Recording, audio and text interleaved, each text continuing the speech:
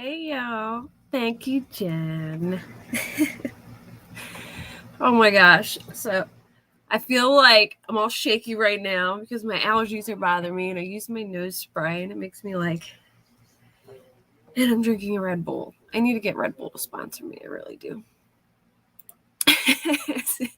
Yeah, they didn't put my memberships up yet. I'm about to fight YouTube. I even contacted support and was like, what's going on? I want my memberships. And they're like, oh, it takes a week. So we'll see. So I'll find out about that. FYI, I'm probably going to sneeze a bunch of times. It's 70 degrees here and the weather is nice and it is killing my allergies. I feel a sneeze coming already. I've been struggling really bad today. It took me forever to do my makeup because my eyes were just tearing and it was a nightmare. But I made it. Hey, Princess Megan, Elsa, Melena, yeah, Super Chat, Sarah. So if y'all haven't seen, there is all kinds of crazy stuff going on in the Michael Monkey Vaughan case. I'll give a little thanks, Crystal Ann. I'll give a little rundown of that, I guess. Hey, Pointer Lover. I'll give a little rundown of that in case people don't know about it. Sorry, I just need. All right. So he went missing on July 27th, 2021. So, all right. Let me pull up a timeline. I know that I want to give you guys a good timeline. I know the gist of the case, but if I can find a nice little timeline to read out, it'll be good. But pretty much, Michael, his mom, Brandy, was at work and his dad was watching them. He has several other siblings and a new little baby. And hold on.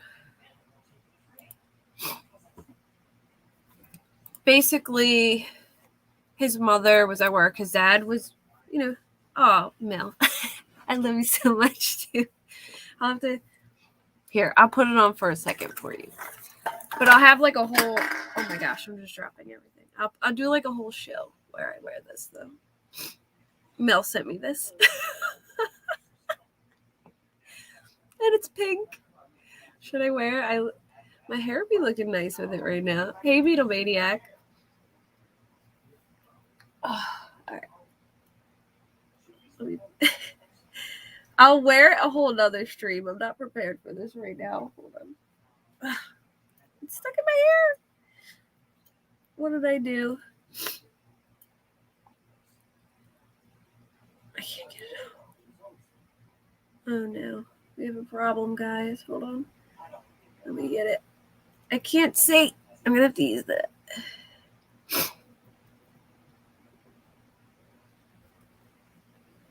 I can't find where it's stuck. No! I'm going to have to take my hair, just take it out. Now I just need a bullhorn. I know. I'm going to have to take my whole hair off. Hold on.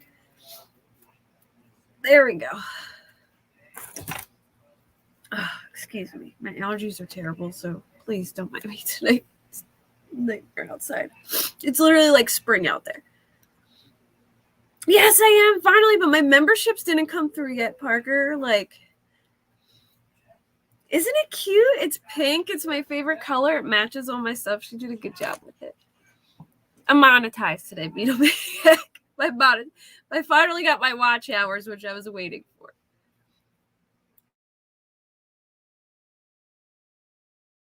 Okay. You're about to get so high. Well, get high and enjoy the show, right? Okay, so Monkey, how old was he? Let me see. Let me get a timeline. There's a famous cricket player that's all right, he was 5. His dad was putting the baby to bed. He went to place an order for pizza, And he was in the living room playing with his siblings, like playing video games. And his father took the younger sister with him and went to place an order for pizza and I guess put the baby to bed. And after being absent for about 15-20 minutes, he discovered that Monkey was gone. He started looking for him throughout the neighborhood, yada, yada, yada. And apparently, according to some neighbors, he had knocked. Yes, I'm buying the next. Oh, thank you, devil. Yes, I'm buying the next round. Hold on one second, guys.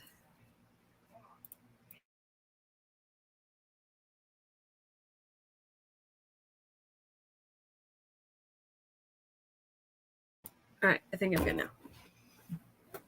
I had to throw the girls some bread. I'll take you all out for drinks if you come here. I promise. We're gonna have to plan like a true crime vacation where we all go on vacation to like the same area at the same time. Oh, thank you, Beetle. Y'all are making me blush. All right, so, you guys are so sweet. I forget what I was gonna say.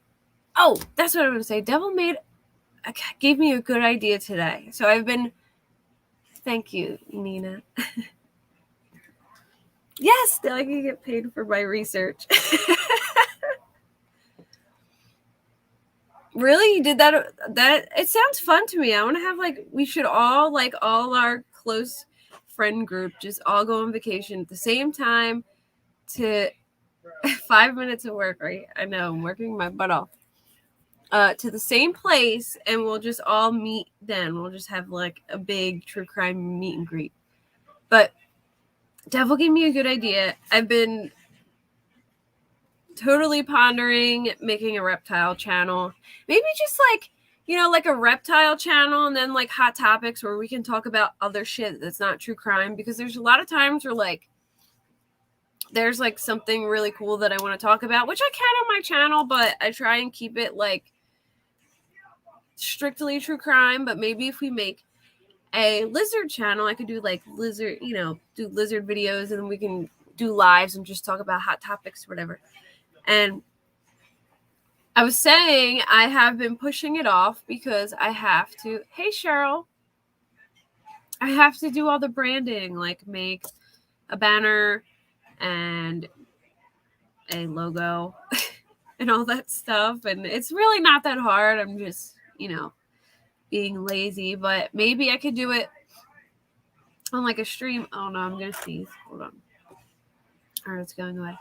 Maybe I can do it on a stream where we like all hang out and you guys can give me ideas on what it should look like. I thought that would be fun because there's so many people who are like, oh, I want to get a lizard and blah, blah, blah. So if I can make a channel where I give people advice on like what products to get, things like that. I think that would be really cool. Okay.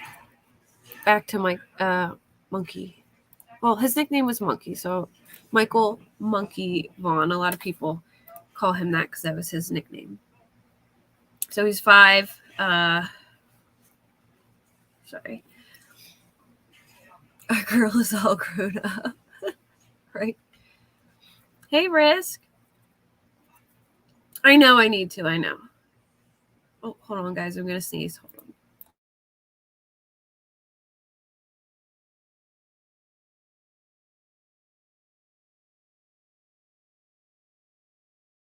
Okay, hopefully that's the last time. Today. It's literally 70 degrees in November in PA. I'm hot in the sweatshirt. I'm like sweating. It's killing me. It's killing my allergies. So, hey Parker. Wait, where? Oh, there. I said hi to Parker, didn't I? Just in case. I need to do a background check on me. Elena. Any skeleton I have. Natasha released already. Well, Parker, Natasha released that my husband is actually the peen bomber. So, I mean, that's out there. It's 37 and raining in Michigan. Well, that sucks. I'm sorry to hear that. I mean, look, I appreciate that it's not freezing out, to be honest, because I hate like when it's cold. But I get really bad allergies in fall because like ragweed and all that stuff. I don't know. I think it's ragweed in there. It's spring and fall are like really bad. Well, just all the time. It's really bad for me when it's nice out, pretty much. But like earlier, my eyes were like literally just tearing and pouring out. I took Zyrtec, but it takes a while to build up in your system, and I haven't been taking it because it's been getting, cold. So I'm like, I don't need it, and now I'm regretting that I stopped. Yeah, it's bad here too. I got so many fed creds now. I'm kind of pointless to background check. Lori, hey. So, okay, let's try this again. Michael Monkey Vaughan. He's 5. His mom's at work. He's at home with his siblings and his dad. His dad goes to order pizza and has a little baby girl. When his dad returns, Monkey's missing. There's 3 neighbors who say Monkey was walking around outside, knocked on the one neighbor's door, knocked on the other neighbor's door, and then there was a third neighbor. He knocked on their door. All the neighbors said after he knocked on their door, they kind of like walked him into the direction of his home and said, go back home. And then he would go to the next door, I guess leave again and go to the next door, and they'd walk him back, and then he'd go to the next door. So after, let me pull up Google Earth too, because I love a good map. I need to see everything. So anyway, he just disappeared, and his dad's going around knocking on doors looking for him. He calls his wife and says, hey, Monkey's missing and we can't find him. She leaves work, comes home, the whole neighborhood starts searching for him, and they can't find him. So, yes, maps. What's the map song? How does the Dora map song go? I think it's North Whitetail Drive.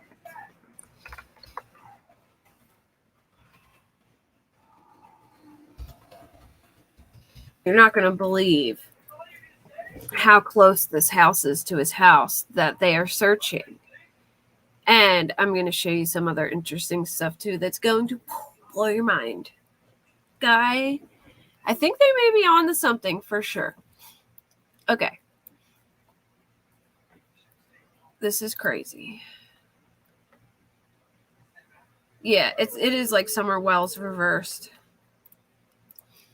At first I thought, I definitely didn't think Brandy, his mother, had anything to do with it.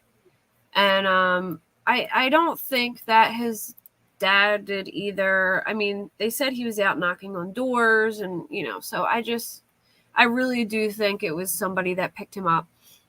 And yeah, 4 minutes from the house. Okay, so I'm not sure which one it is exactly, but Monkey's house is like one of these right here.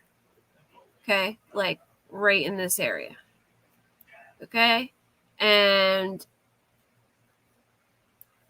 I believe they brought out scent picking up dogs, and they lost his scent. Or his house is either here or here, but it's right in this little neighborhood here. But the dogs picked up a scent about here, I believe, and they lost it. It was by the third neighbor's house. All right, so this is where they are searching for him. I think it is. Yep, that's it. So, Monkey's house. Wait, where was I? No. Monkey's house, that house. Monkey's house, that house. Thanks, Jameson. So, right here, this is the house they're searching. 2 young people live here. They have public Facebook, so I'm going to share them. I don't care. Because there's some interesting stuff on the Facebook that I want to show. Well, I'm going to show the guys. Yeah, many blocks away, but it's not that far. I mean, it's really not that far. Look how close that is. Look. You know what I mean? Like, that's like let's say 1, 2, 3, or 3, 4, 5. It's like 6 blocks away. I believe they did based on the Facebook post that I'm going to show you. But I will look and try and see if I can confirm it. If they did, I can look up, see if they were there at that time. Okay. Now, this is the guy who lives there. Stacy Wandra. I'm totally ducking this guy, but it's public information, and I just want to show you why I'm specifically doing this. Check this out. It's him and his girl who live there.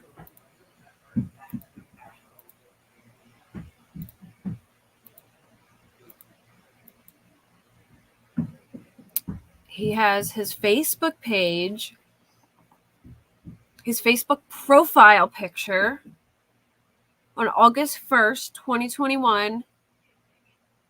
Is that Kagan Klein? Well, it sure does look like him. They could definitely... What's up, Jeremiah?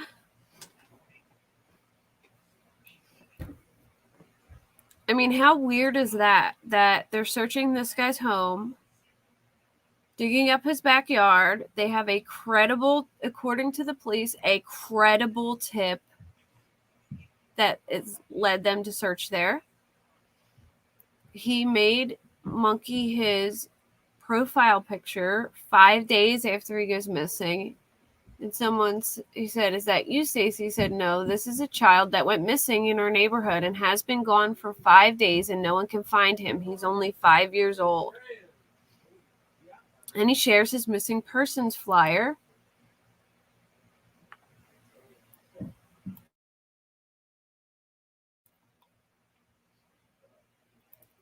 And then, "Hope the boy will be back soon." Oh, somebody just commented, "What is going on?" But isn't that weird? I mean, I can see if we can go back to his posts from 2021. Also, check this out. He's been in jail since May, I've heard. And if he's been in jail, makes me think maybe, there's some kind of like jail house tip, or he told somebody in jail, or somebody, talked to him and he said, I did this or whatever. And that's how they came to this conclusion.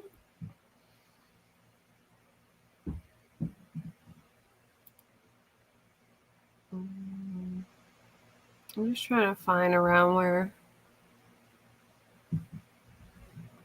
Well, this is interesting. So his wife was sick in the hospital August 18th. I wonder when she went into the hospital.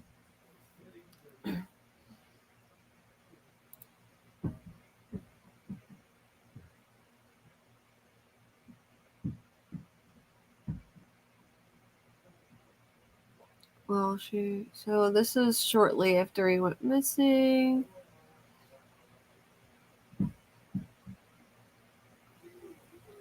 He went missing on the 20. Oh my goodness, look.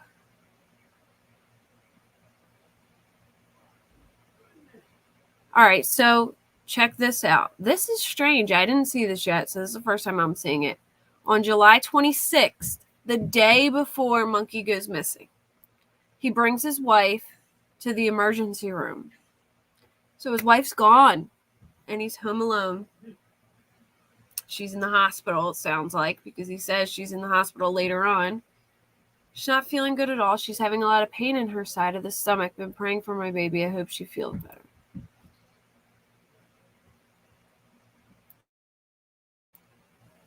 Right? And then July 28th, this is the day after Monkey goes missing, he shares an article about him. Hey, Pam. Creepy. Yeah, if this is another Richard Allen scenario, I will... But how creepy is that? So we know his wife was in the hospital, it sounds like. His wife's not home. He's home alone. Then he starts sharing all these articles and missing posters.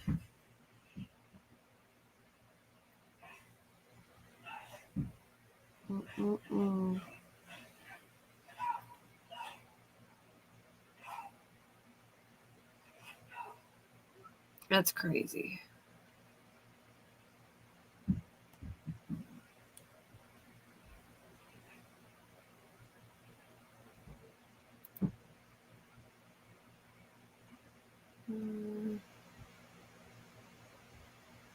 Trying to see if there's anything else that's strange.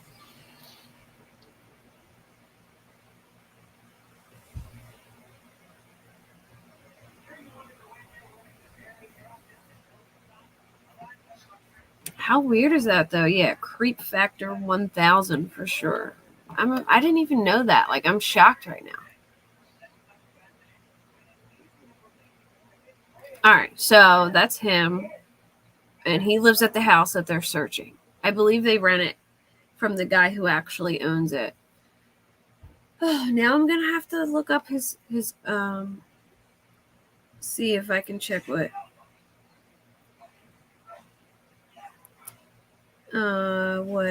give me 1 second. I'm gonna see if I can figure out what he's in jail for. I want to see his, so I'm gonna do it on my phone because I'm already logged in.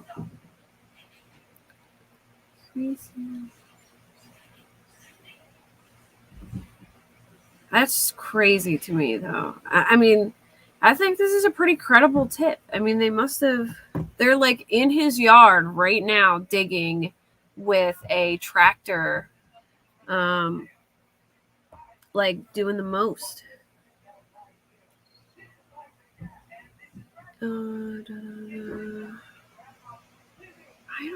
I feel like 30 is too young. He said he's 40. I think, no. How old did he say he was? Hold on. I seen that.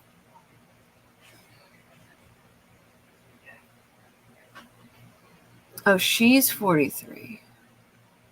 All right, so they're...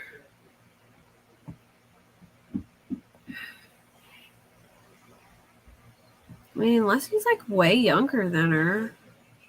He doesn't look 30, right? You guys think he looks 30?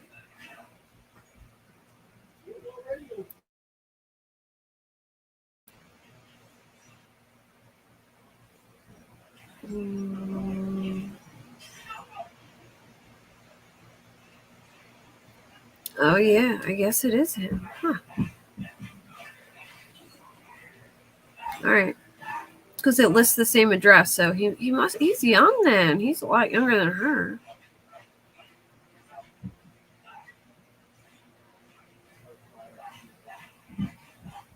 So he's an Oregon State fugitive. I guess bad checks he got in trouble for or something.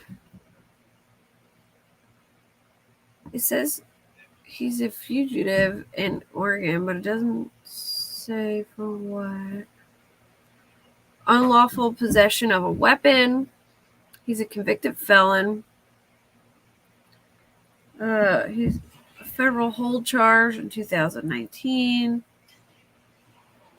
Insufficient funds. Or maybe he didn't pay like a fee and that's why he's a fugitive. I don't know. Attempt to commit a class felony, theft in the second degree, negotiating a bad check. So he tried to cash a bad check, I guess. Oh, here we go. All right, so he got the unlawful possession of a weapon in April. And I guess he's doing time for that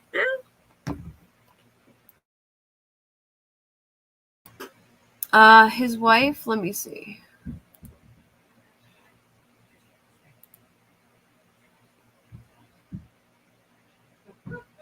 She hasn't posted since April when he went to jail, I believe.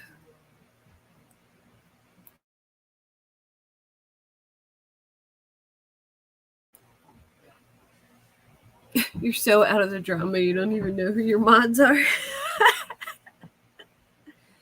As an LA officer myself, a judge has to be convinced enough to sign the search warrant. Yeah, exactly, Mike. There has to be probable cause to even let cops go digging up somebody's backyard. You can't just let anybody go digging up a backyard. There has to be a credible tip or something, because that's, they have to have a good reason to go and take down a fence and bring some tractor in someone's yard and start digging. You can't just do that, because what if it's just some what if some stranger just calls and is like, hey, this little old lady on the street is suspicious, I think she did something. You can't just go digging up her yard. They have to have a pretty credible tip to be doing that, and the guy is saying that they do have a credible tip. And I did scroll back to her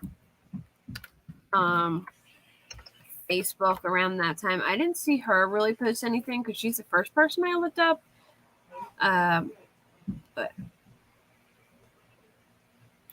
I'm just gonna go and see if they have any new stuff on here real quick.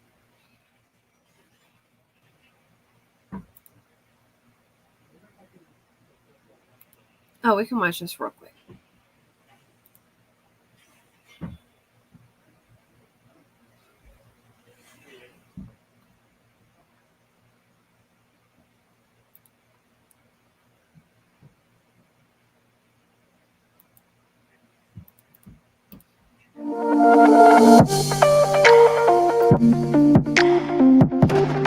Y'all can hear that, right?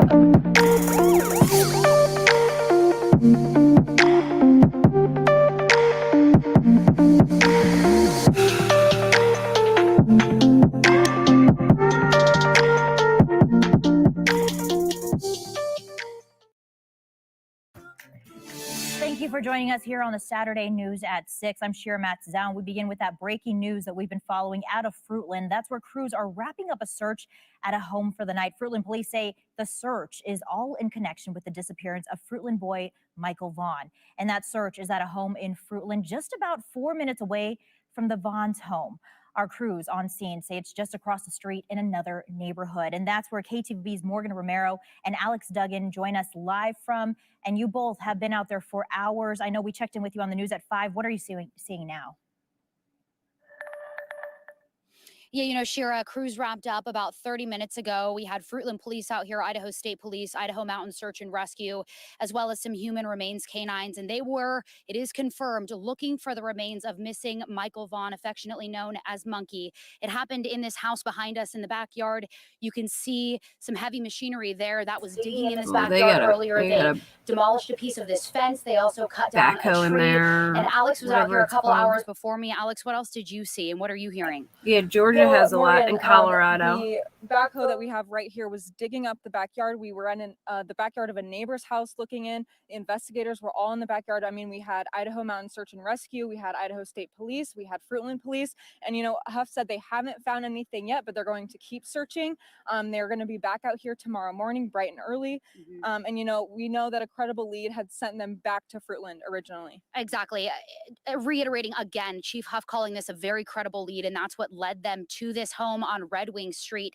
in Fruitland. Hey, In a press conference Molson. earlier this summer, they said that they had been tracking more than 1,200 leads since the disappearance of Michael Vaughan on July 27th, 2021. And that lead, a very credible lead, had led them back to the area of Fruitland. It's also important to note that the couple who lives in this home, Chief Huff confirming a couple lives in this home, he's not aware of any connection between the Vaughan family and the couple that lives here. Again, they're going to be back out here tomorrow morning at 9:30. They've been out here since last night, and they obtained a search warrant to come into the backyard of this home. Alex spoke with a neighbor earlier who said this was really shocking. Haven't seen anything like this in this neighborhood since Michael's disappearance or ever before. Take a listen. My wife called me and said, yeah, there's something going on behind the house. And I had heard some activity over there. It's tragic. I mean, even no matter what's happened, it's been tragic for the family, and that's tough.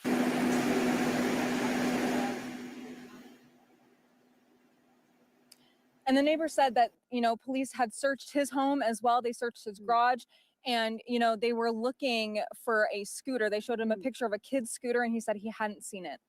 And I think what's really stark as we come out here and just see how close to home this possibly is, there are signs in this neighborhood at a house just around the corner, as well as when you enter this neighborhood, of Michael Vaughan with his description. The RSO doesn't live there. They live at a house nearby. This community has been looking for him everywhere for the last year and a few months. And so we will continue to stay on top of this. Again, very credible lead that Fruitland Police is following up on into the night and into tomorrow morning. Back to you.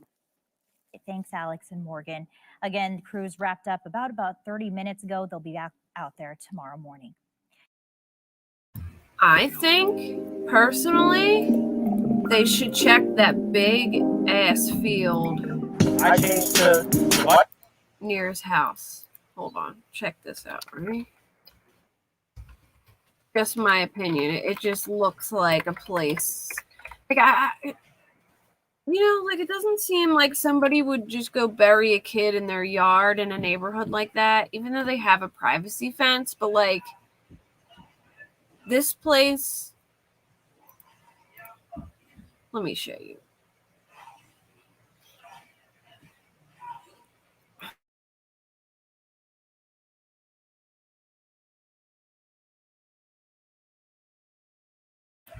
Like, whatever this is.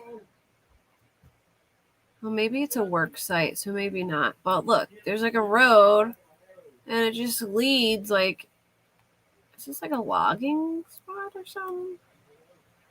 But there's also like a canal or something over there. But I thought, like, so the other area, like the other satellite image I looked at, it looked like all trees here, not whatever this is. It's all broken down, it looks like.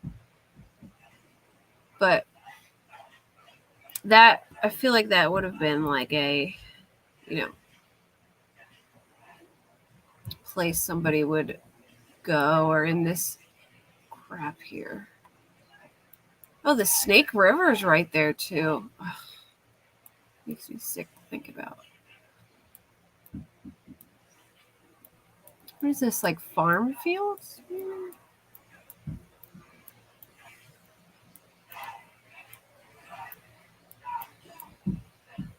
I mean, I just feel like the neighbors are so close. That would be pretty bold to bury, in your yard. Yeah, he didn't get enough press coverage like, other cases do.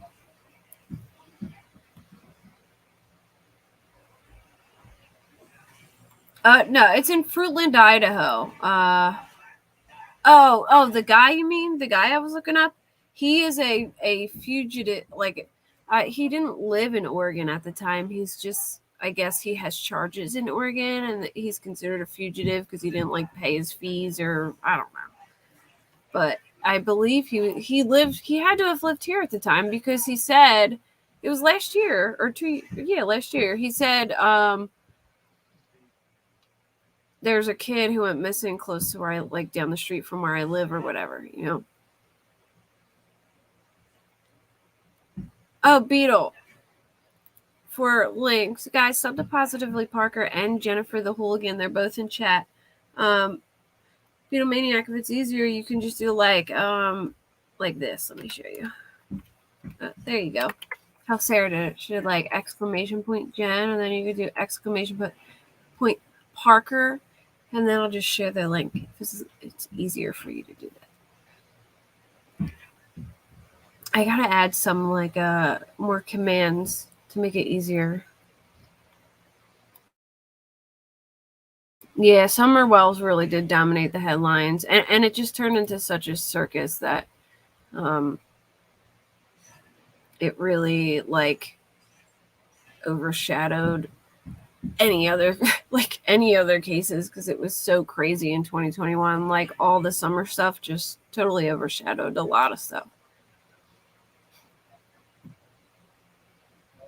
So yeah, monkey goes missing in the neighborhood, like I guess around dinner time. He's outside. He was knocking on the neighbors' doors. And here we have this house being searched nearby. The guy's in jail. Last year at the time Monkey went missing, his wife was in the hospital. And he posted a picture of Monkey as his profile picture.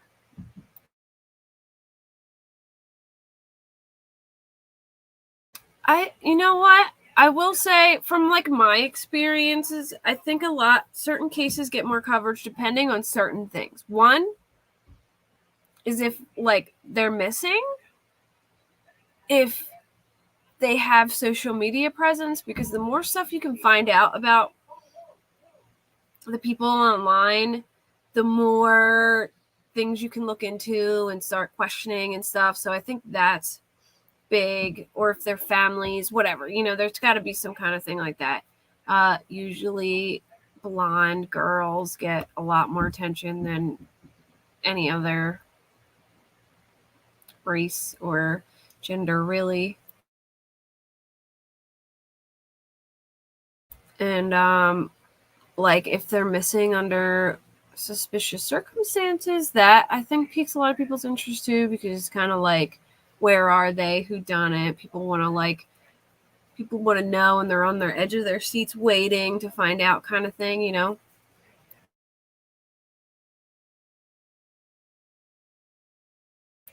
Okay. So Ontario, Oregon is the border of Idaho. Oh, I guess maybe they're like right on the border. Who knows? Fruitland is the hell of a name for a city.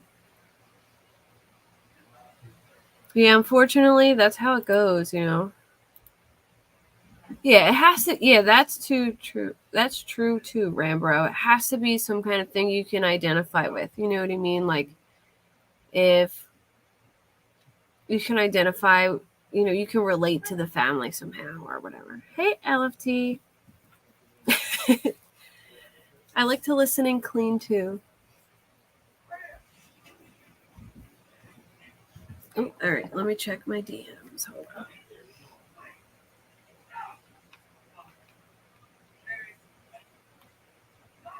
One second, guys. Let me read this.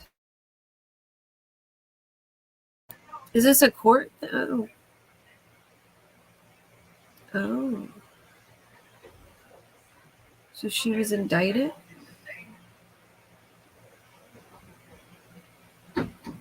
And it's sealed? So it had to be something with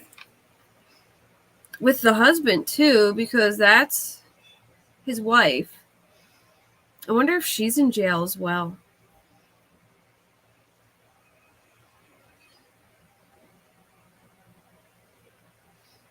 Yeah, and she had a taxi company. I did see that.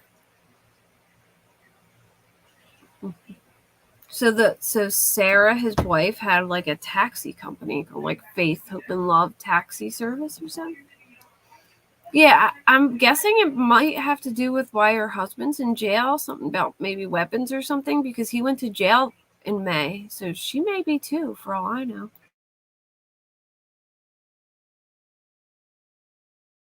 I hope something comes from the search too. Well, we'll just... Obviously, they closed it down for tonight, but we'll just have to keep our eye on it and, see what happens. Oh, I keep hitting my mic. Oh, man. So I guess I'll talk about Amanda last, because has any of y'all been following the Murdaugh case? Because it's starting to get crazy right now. If anybody hasn't, okay, so the Murdaughs are like a southern, very rich, like powerful family in South Carolina, like Hilton Head, South Carolina area.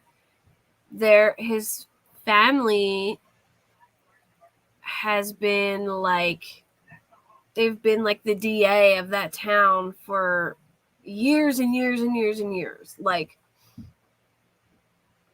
Alex, then his dad, that I think like 60 years they've been. I don't know, I could be totally exaggerating that, but it's been a really friggin' long time they have been the DA. Like, they've ran the town lawyer wise, you know what I mean? So I will fill y'all in. So, all right, let me show you. This is the craziest story ever. All right, so this is the family. Well, that's just the one kid. They have another one named Buster, but he is a big lawyer. Yeah, I'm definitely going to do, yeah, it's a case within a case within a case. It's going to take me a while to recap this. So, hold your horses, guys, but I got you. All right. So this guy, he is a prominent lawyer. That's his wife, Maggie. That's his son, Paul. He has another son, Buster. His son, Buster, I think it was in 2019. I'll have to go back and check the dates exactly. His son was very, very drunk, left a party, was driving a boat with his 6 friends in the boat. I think it was 6 of them all together. It was a group of friends, okay? And the boat has no headlights. He's acting crazy, stripping, spitting in people's faces, all kinds of stuff. And Paul crashes the boat.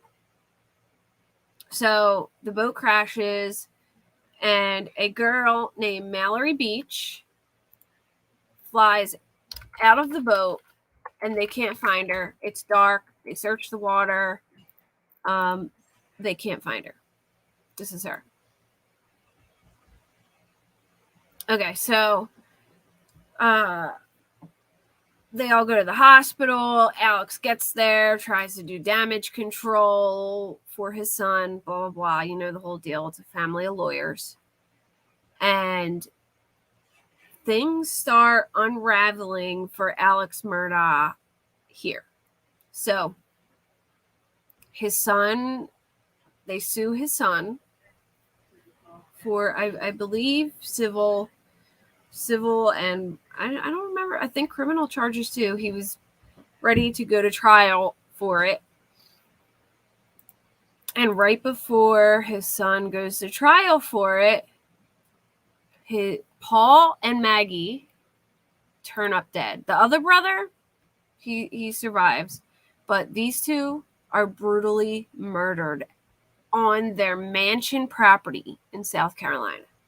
So, they had this property named Moselle. I'm going to keep talking. I'm just stopping my camera real quick. So they owned this property called Moselle, and they had a kennel on the property. And over by the kennel, Paul and Maggie were found both shot to death, and Alex finds them and calls 911.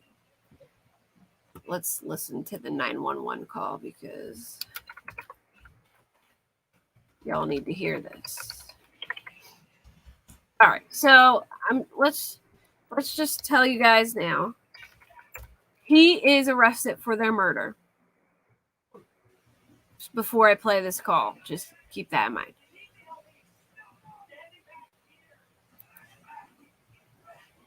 Hold on. Let me see if I can find it on SoundCloud so I don't. All right, whatever. We'll speed it up.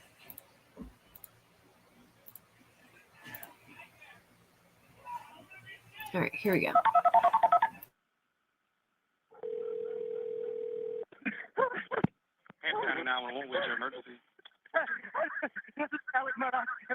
4147 Moselle Road. I need the police to ambulance immediately. My wife and child have been shot badly. Okay, you said 4147 Moselle Road in Allison? Sir? You said 4147 Moselle Road in Allison? Yes, sir. 4147 Moselle Road. Stay on the line with me, okay? Yes, sir. Stay on the line with me, okay? Calling County Communications. I have an Alex Murdaugh on the line, caller from 4147 Moselle Road. He's advising that his wife and child was shot. Okay. Yes, two different guns and ammunition. Moselle Road. I've been up to it now. It's bad. Okay. Okay, and are they breathing? No, ma'am. Okay, and you said it's your wife and your son? My wife and my son. Are they in a vehicle? No, ma'am. They're on the ground out at my kennel.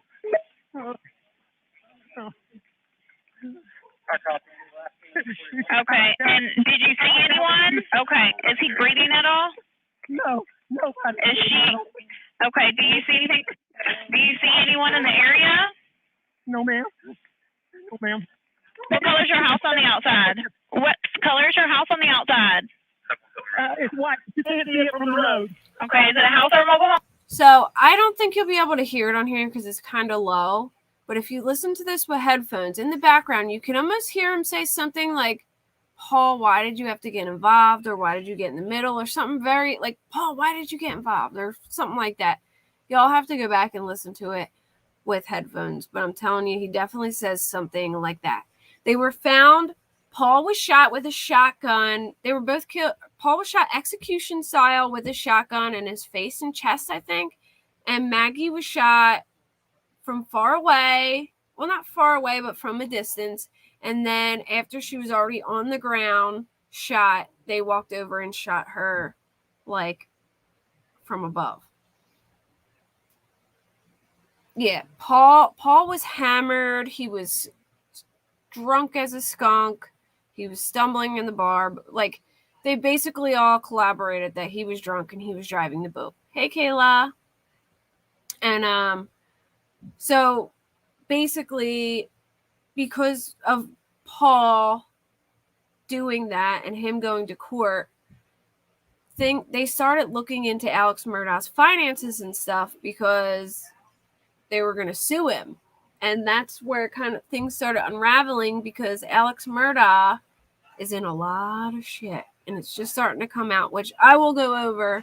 But it seems like that was a big reason why I believe he killed them. He's arrested for the murder. He has not been formally convicted yet. But check this. The night of the murders, he claims he was at the hospital visiting his dying father, who's now dead. And then hey, that girl. And then, thanks, girl. And then he says he was visiting his dying father in the hospital. Then he goes there and finds them deceased and calls 911. But they have now since found out that Alex called Maggie. All right, so let me add this too. Alex and Maggie are separated at this point. She's living in a separate home. And she's looking to divorce him, which I also believe she was having someone look into his financials as well, which is a motive to kill her as well. He texts Maggie and he asks her if she will go with him to visit his father in the hospital. She says that she will meet him at the hospital, but he asks her, well, just meet me at the house and we'll drive together or whatever. And then she reluctantly agrees. And then she texts her friend and says, Alex is acting weird. I think he's up to something. And then they found a recording on someone's phone, I don't know which one, of them all having a conversation right before they were murdered at the kennels. Paul was there. I think it might have been Paul's phone. Paul was there taking a picture of a dog he was babysitting for his friend that was in the kennel to show him, like, hey, your dog's okay. And I guess, possibly picked up this conversation, and Alex didn't know, and they have him at Moselle at the time, like right before they were murdered. So, I mean, and then they also found high velocity blood spatter on his shirt, which doesn't happen unless, you know, something hits them and blood flies out, you know, whatever. You didn't hear that, Roll Tide? Yeah. They definitely have audio of that. They didn't release the audio, but they have released that they do have that evidence. So, let's finish this. Let me continue this 911 call, and then I'll tell you guys. The story it's just like a case within a case within a case within a case. There's so many things. I mean, this guy got himself into some shit. But let's continue. Home. It's a house. Okay, and what is your name? My name is Alex Murdaugh. Okay, and did you hear anything, or did you come home and find them? No, man, I've been gone. I just came back. Okay, and was anyone else supposed to be at your house? No, ma'am.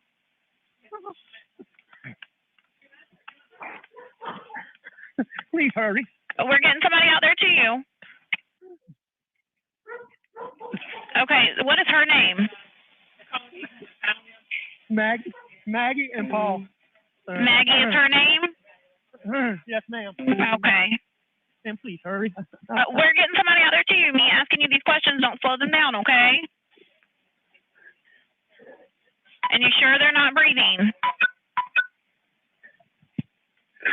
Is he moving at all, your son? I know you said that she was shot, but what about your son? Nobody. They're not. Neither one of them's moving.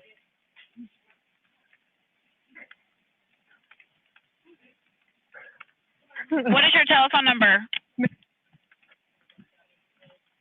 And does anything look out of place? Ma'am, I not particularly, really. No, ma'am. Okay.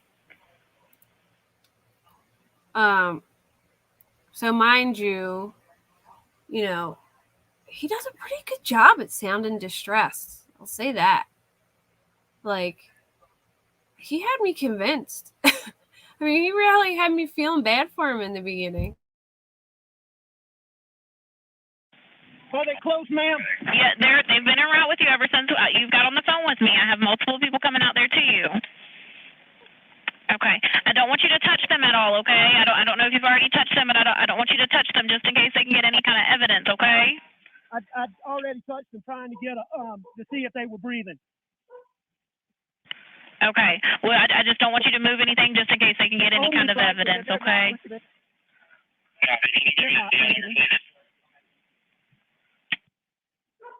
Oh.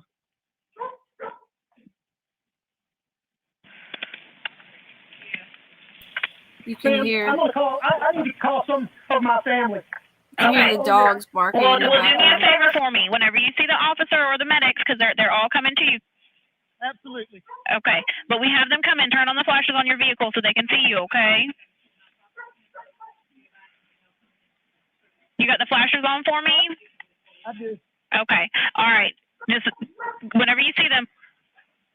Okay. How old is your son? 22. Okay. All right. We're getting them out there to you. Okay. And I will answer if you call. All right.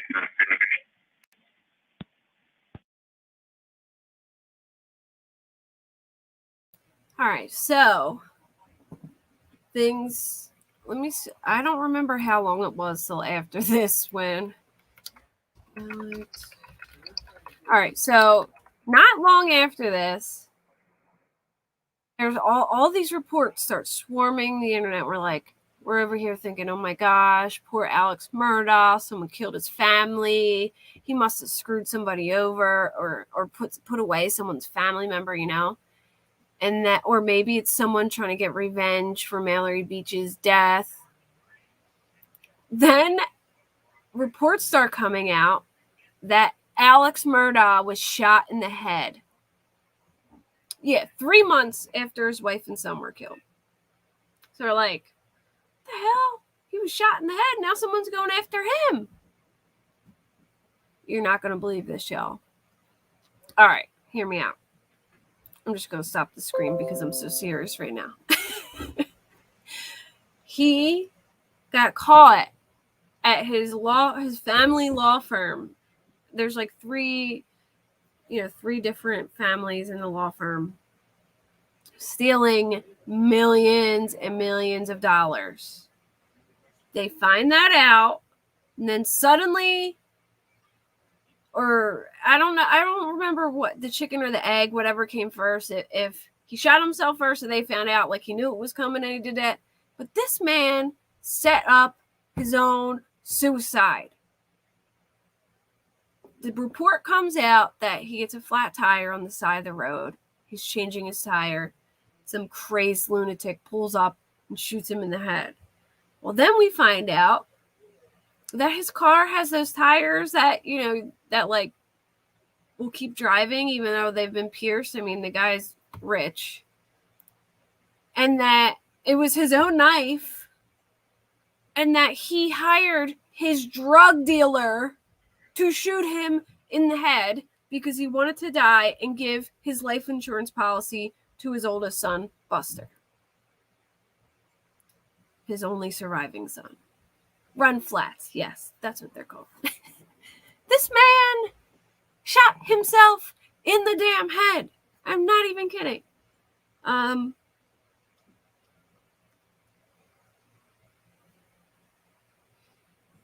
So it's so crazy. It ends up being just like a little, I don't know what happened. I don't know if he did it or if the guy messed up, but whatever it was a setup because he's the worst gangster ever. Now, mind you, he's doing mad drugs. He's stealing money.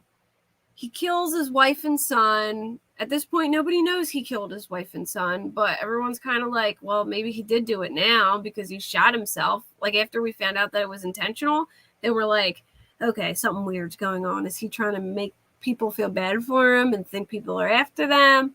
Whatever, but it started getting weird at this point. So then people start looking into him because they're like, this is strange. Why is this guy shooting himself? Come to find out, the Murdaughs are tied to many death cases in the past. There's the case of Stephen Smith, a young man. He was gay. They think maybe that was a driving factor on how he was killed, but apparently he runs out of gas on the side of the road. I don't know if he starts walking to go get gas or whatever, and he's found on the side of the road with a like cylindrical hole in his head. Now, immediately when they found him, it was listed as like a intentional homicide, but mind you, the Murdaughs are very well connected in the city. They've literally been the DA for like six decades at this point. So they've probably done favors for everybody. So this kid turns up dead, and it starts out being looked at as like a murder, and then suddenly the coroner said it was a murder. The person who does the autopsy, the medical examiner, says no, it was a hit and run. It was from like a mirror or like a side view mirror or whatever. But if you actually deep dive into the case of Stephen Smith, come to find out there was a lot of police officers who were not okay with that answer and were like, hey, this doesn't make sense. And the medical examiner did not care. It was like, no, this is how it is. That's what it is. Whatever. And in the case of Stephen Smith, the Murdaugh name, I think, was given as a tip like 23 times, maybe even more than that. supposedly Stephen had been dating Buster Murdaugh or something along those lines, and he was going to out him as gay. I mean, there's all different kinds of theories or whatever. So that's one of the main theories, that they believe somebody had driven, what a lot of people thought was that somebody had driven past him and hit him in the head with a baseball bat, because the wound was very similar to that of like a baseball bat as they were driving. His poor mom is still, looking for justice in the case, and I believe it's been reopened due to, Alex Murdaugh's shadiness. And then we have the case of Gloria Satterfield, who was his housekeeper, who tripped over their dog and fell down the steps. But when she passed, Alex had like a what do you call that, insurance policy on her, and like made a deal with the kids, like, if you sign this. It's very complex, but he's very smart, and he had them sign over like their estate to him or something like that. He had them sign over something to him and then sign it over to another guy who was like a banker, who, once it's signed over to him, they really have no saying in anything. And then he would win the case for them. And then there's this company that most lawyers use where they take the money and they put it into this company, and the company gives it to the family in structured settlements. Did you ever hear that commercial? I have a structured settlement and I need cash now. Call J.G. Yeah, like that. So a structured settlement is like they get a settlement and they give it to you in, like portions over time. Well, listen to what this motherfucker did. Excuse my language, but it's crazy. He made a bank account with the same name as this with this structured settlement company. He made a bank account name with the same name as the structured settlement company. I don't know if it was J.G. Wentworth. I don't know what it was called. I forget. But he made a bank account under that name, like a regular personal bank account, but he named it the same name as the business. And then he had this banker transfer the money into that bank account. Now, you would think the banker would know that that's not the actual company, but maybe because it has the same company name, he thought it was the structured settlement company. But basically, he just had this banker transfer the structured settlement into his own bank account that he named the same 877 Cash Now. Yeah. So he basically lied and pretended that he made a bank account with that same name, and then had the banker transfer the money into his personal bank account, and told them it was going into the structured settlement thing. So that's how he was stealing money. And like, he made it look like he was actually doing the right thing. So he basically robbed the Satterfield sons. And then it makes you wonder, did he push her down the steps and say it was an accident so he can get money from it? You know what I mean? Like, he's very... Yes, they have. So yeah, he basically robbed tons of people. All right, so then now we're at the point where Mallory Beach dies, and they start looking into Murdaugh's shit. And he freaks. Literally, the day they start looking into him, he kills his family. Hours later. How, convenient is that? You can't, they're going to be able to nail him, in my opinion. I think that they're definitely they have enough evidence. But all right, so I guess I could pull up right now a banker that he worked with named, I want to say Richard, but Russell Lafitte's trial.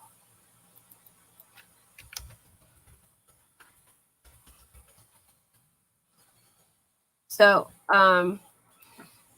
let me explain to you what's going on at the trial.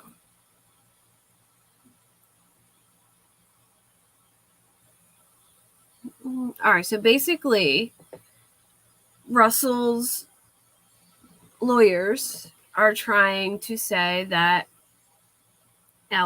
he's innocent and that he was fooled by Alex Murdaugh, and that Alex Murdaugh is a master manipulator.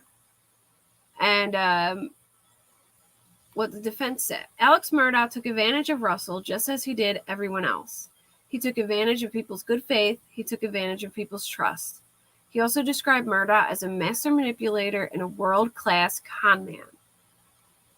All right, so let's start with Jeanne Seckinger. She was the chief financial officer at, I think it's like PMPED was their firm name. But basically, she was the chief financial officer at Murdaugh's firm. Over the course of 2021, she testified she began to discover what Murdaugh had done.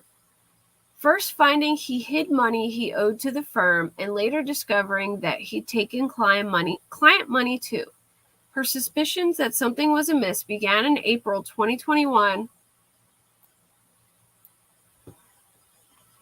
Where was it? When the law firm received an incomplete payment from another firm Murdaugh had collaborated with on a case. The check had money for the firm's expenses, but not for Murdaugh's cut of the legal fees.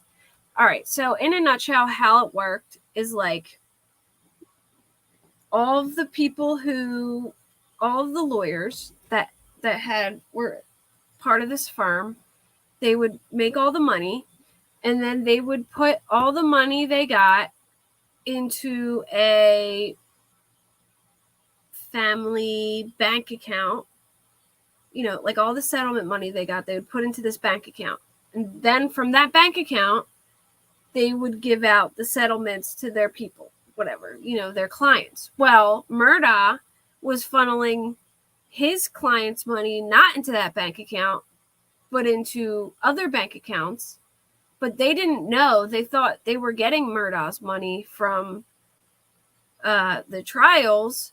So and then, they were using basically money the other lawyers were making to pay, fees and things like that to all of their clients, even though Alex wasn't putting his share of the money in.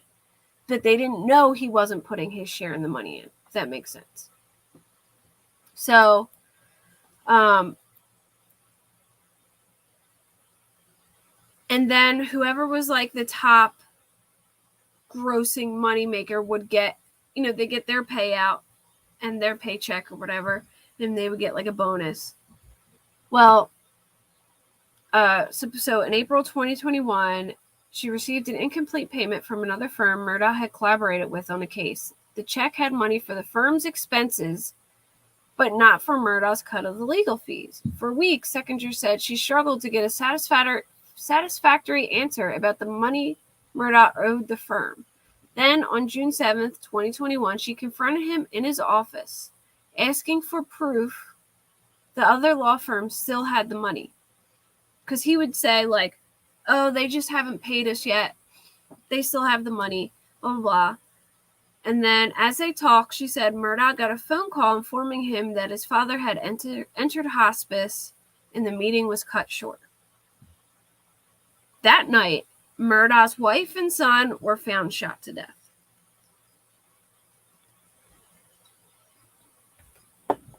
Now, mind you, he had a lot of pressure because things all started collapsing on him because his wife was divorcing him and looking into his finances. His son was about to go to trial.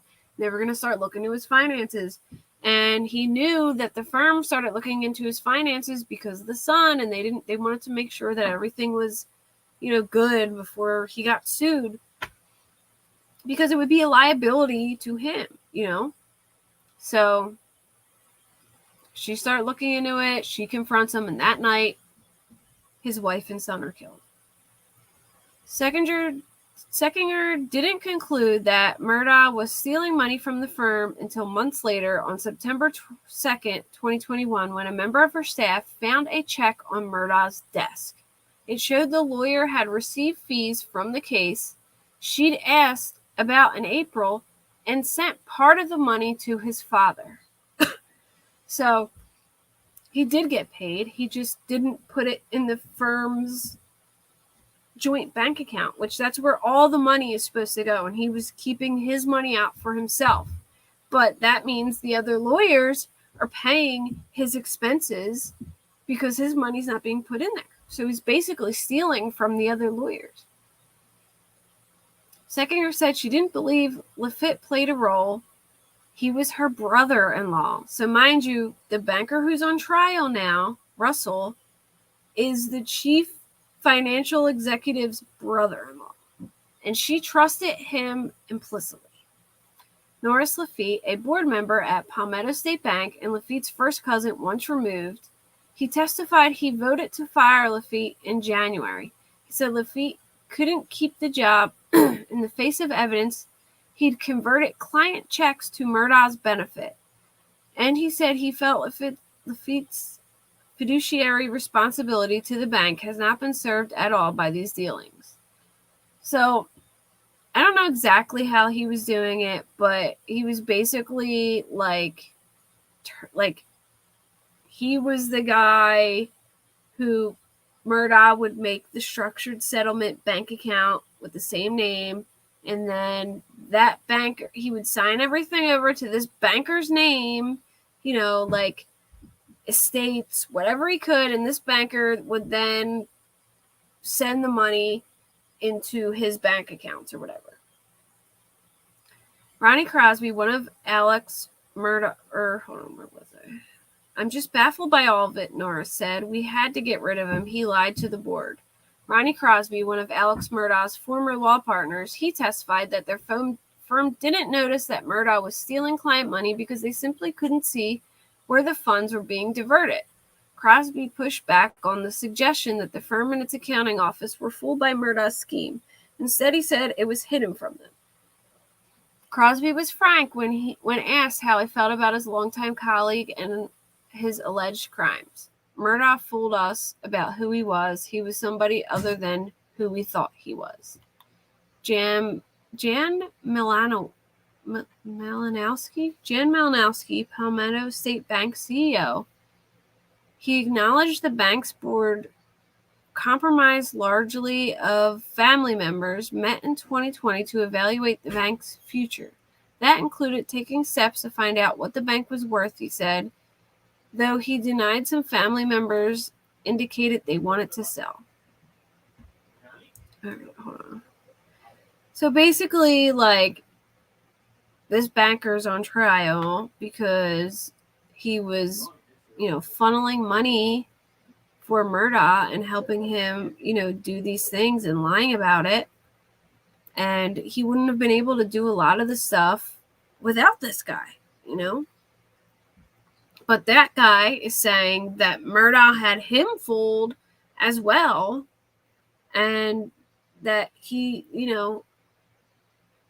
he didn't realize it was, as bad as it was, I guess. I don't know, but it's crazy. Yeah, he's scamming left and right.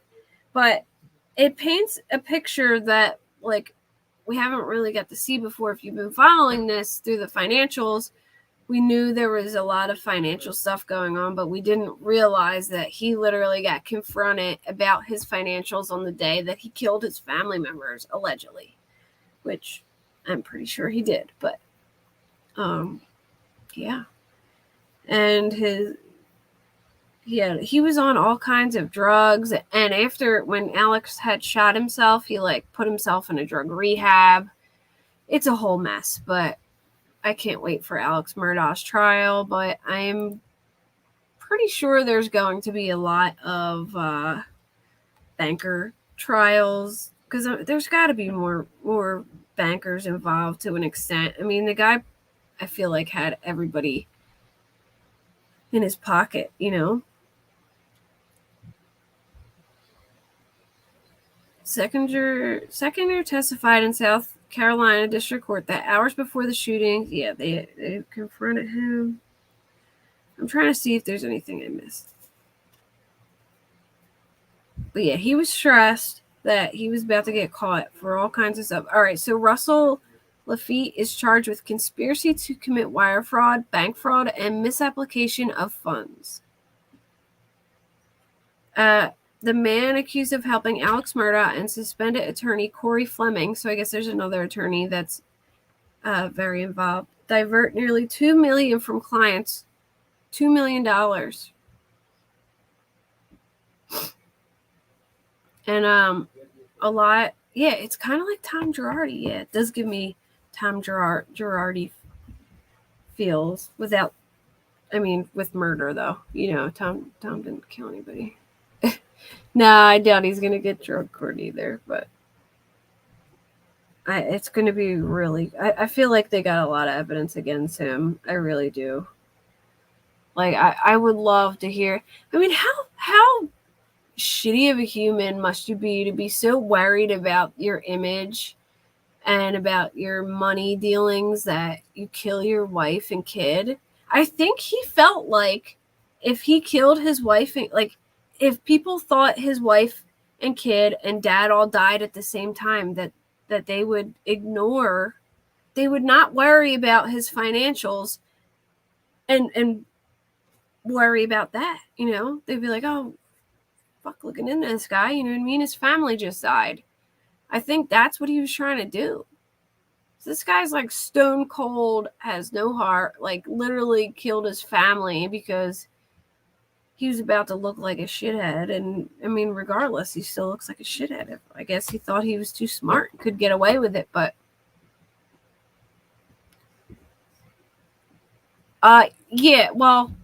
yeah, he was shot in the head, but it wasn't really like, it was like a graze type deal. It wasn't anything super bad, but yeah, he was shot in the head. But apparently he tried to commit suicide. He wanted that guy to shoot him, so when he died, Buster would get the money instead of committing suicide, because if he committed suicide, he wouldn't get the money, you know what I mean? What gets me is that if he did kill his family, which I think he did as well, someone possibly helped him, unless he used 2 guns himself. Yeah, well, you have to take into account that Alex Murdaugh is a hunter. They're big hunter families. I didn't show you guys that, but they are. They had like a hunting lodge. They had a dog kennel with hunting dogs. They're big hunters. This is if there's maybe that guy, his drug dealer was involved, you know, as a second shooter. But if not, this is what I think happened. I think he went to kill. I think he used 2 guns on purpose to make it look like 2 people. Or he killed the wife, and then the son grabbed a gun and was going to go confront him, and he took it from him and killed him with that. And that's why it was execution style, so close. But he did kill the son with a shotgun, execution style, very close. And I believe Maggie was further away, shot her, and then she was on the ground. Then he walked up and shot her while she was laying on the ground. And Roll Tide, I can look that up for you if you want to see. Alex Murdaugh. Recording, maybe. Let me see if I can.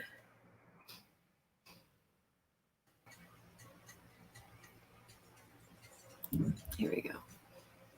I think this is it. For months.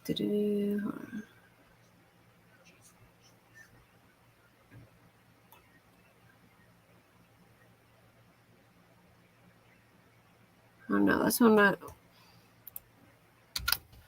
Murdaugh. Let's see if I can find the article where they talk about. Here we go.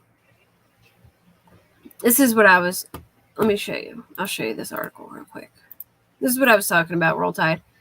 All right, so says on the evening of June 7th, 2021, Alex Murdaugh allegedly reached out to his wife Maggie, asking her to meet him at the family's 1,770-acre estate in small town Islandton, South Carolina. According to law enforcement source close to the investigation, Alex told Maggie that his 81-year-old father, Randolph Murdaugh III, was in failing health and that she needed to see him before he died. According to several sources, Maggie and Alex had hit a rough patch in their marriage, and she was staying at the family's beach house on Edisto Island, approximately an hour away from the family's estate. Law enforcement source tells people that Maggie initially declined to meet Alex at the family home, suggesting instead they meet at the hospital. Ultimately, she consented to meet at the property, planning to follow Alex to the hospital in her own vehicle. So he lured her there.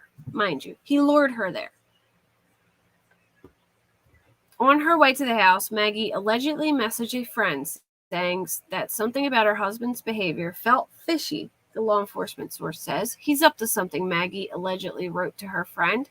When Maggie arrived at the scene, she left her car running and walked to the dog kennels on the estate where her son, Paul, was taking photos of a dog he was watching for a friend. It's unclear what happened next, but Maggie, 52, and Paul, 22, were gunned down close to the dog kennels. Paul's body was found half in, half out of the dog kennels. So this sounds like he was literally still recording that video for his friend. And, you know, Alex gets Maggie, then gets him. Paul was shot in the chest and head with a shotgun at close range. Maggie was shot multiple times, including one shot in the back and additional shots while she was laying on the ground.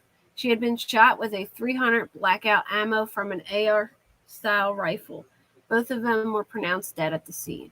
Authorities have not officially released who they believe the gunman was, but on Thursday they charged Alex Murdaugh with 2 counts of murder and 2 counts of possession of a weapon during the commission of a violent crime. He will be arraigned next week.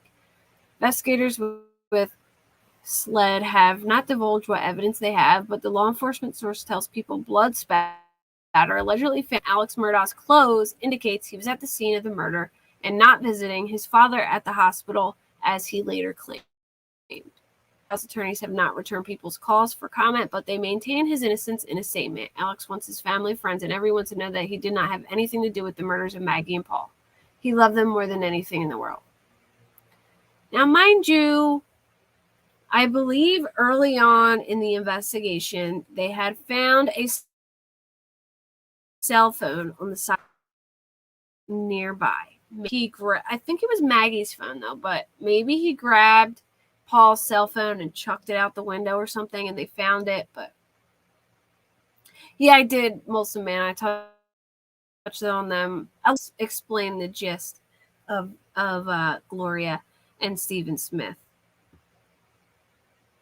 But yeah, it's crazy. It's like a case within a case within a case. It's very bizarre. And now that this guy Russell is on trial, dirty laundry is going to be coming out.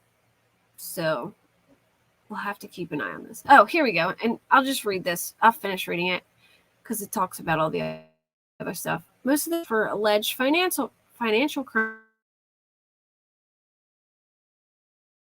funds, and computer crimes.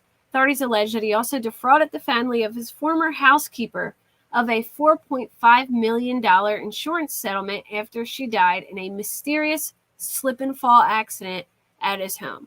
I do believe they unearthed her body to look into how she actually died. They reopened her case and looked into it. After the murders of his wife and son, Murdaugh made news again when he allegedly tried to stage his own death so that his one surviving son, Buster Murdaugh, could benefit from the $10 million life insurance settlement. He was criminally charged in connection with the alleged botched suicide for hire plot and is awaiting trial in that case as well. According to prosecutors, he had his associate, Curtis Eddie Smith, shoot him on the side of the road, but the shooting was unsuccessful and Murdaugh suffered only superficial wounds. He has pleaded not guilty to all the previous charges. Murdaugh is currently being held on a $7 million bond. It's unclear if an additional bond will be added with the murder charges.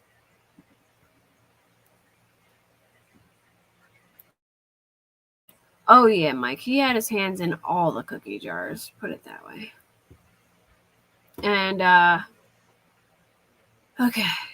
Have you guys seen Debbie Collier's daughter's interview? Has everyone been following the Debbie Collier case? So, it's a long interview, so I'm not going to play it, but I'm just going to, talk about it because it infuriated me. She basically, Amanda Bearden. All right, so Debbie, I also remember after Paul's boat wreck, his first phone call was to his grandfather. Yep. Yeah, and then they went, when is Alex's trial? I don't know. I don't know if, I know there's so many different layers to all this. I don't know, when his murder trial is going to be, but let's see. January 2023, it says. Yeah, she did herself zero favors in that interview. And I'm going to be totally honest, Wilson Man, a big reason why I'm deciding on not playing it is because whatever she was doing with her hair gives me, major anxiety. I had to literally, minimize the interview and just listen to it because she was so, I don't even know how to explain it. She could not sit still. It drove me insane. And she was so, all over the place. I couldn't deal with it. So Debbie Collier, if anyone doesn't know, she is the woman who mysteriously drove 3 hours away from home, pulled off on this little side pull-off section on the highway and was lit on fire or lit herself on fire. I'm not really sure.